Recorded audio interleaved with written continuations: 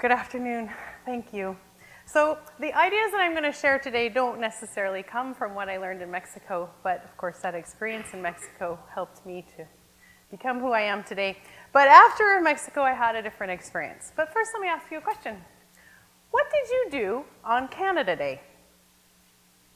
Well, on Canada Day 2010, my family and I were on Ward 3B of the BC Children's Hospital. Now, 3B is a special place. That's where you go when you are a child with cancer. So, yes, my son had cancer. And at the time, on Canada Day 2010, we were in the middle of a 16-month journey. Our son is in remission now, and we're back in our community here. But I want to look at the reason that we were together at the BC Children's Hospital. That was because our friends and community members and my coworkers got together and did fundraising for us. And they didn't just do it once, they kept going and going for 16 months. That's a lot of time spent giving to someone else. Can you imagine 16 months? Picture yourself doing an ongoing fundraising for 16 months. It's a very long time. But on that Canada Day, I was very grateful to them, grateful that we were all together as a family. But I also was looking back at a life that I didn't want to return to.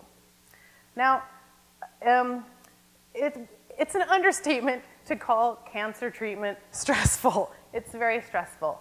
And yet, when I looked back on my previous life, I was looking back on a lot of stress, on feeling isolated. Play dates were too big of a deal. It was too much trouble for me to plan them. Just grocery shopping and cleaning the house and getting back and forth to work was like almost too much. So I didn't want to return to that state of isolated stress. And so my message here today is, don't wait until someone gets seriously ill. Please, shower each other with love every day. So, you guys are all awake because we've had some great performers. I'd like to know if you could raise your hands if I say an idea that you can either do or you would love to receive. I just have a few ideas. You'll have your own as well, I'm sure. Because I'm particularly concerned for families because they can become isolated as they try to do it all emotionally and financially.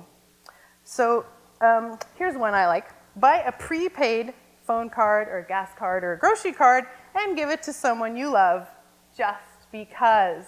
Would you like to receive that? Could you do that? Yeah, thank you. And is there maybe a single parent on your street? It could be a secret surprise in their mailbox. If you're retired or single, take a family with children under your wings. You know what? We look like we have it all together, but we don't. So offer to grocery shop for them once a month so that they can have a weekend when they're free from that stress. Just once a month, you can do it while you're doing your own grocery shopping, and they would thank you a ton. Surprise each other, maybe. One day, one of my coworkers did this. He decided to give everyone secret awards, and they would show up on our chairs, and throughout the day, everyone was like, when am I going to get my award? And you know what? The mood was up for days after that in our office because everyone had gotten a silly appreciation award from my coworker.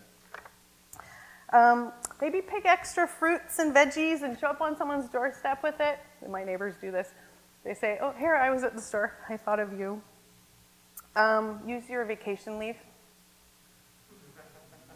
Spend time with loved ones. Wish my sister could do this more. Consider leave without pay. What about going to the dentist at the same time as a friend? Or maybe do your yard work together. There's a lot of ways we can get together and help each other. For Robin, who's going to speak next, offer to walk your neighbor's dog. Whatever you do, don't wait until someone gets seriously ill. There are so many ways to support each other. Please shower each other with love every day.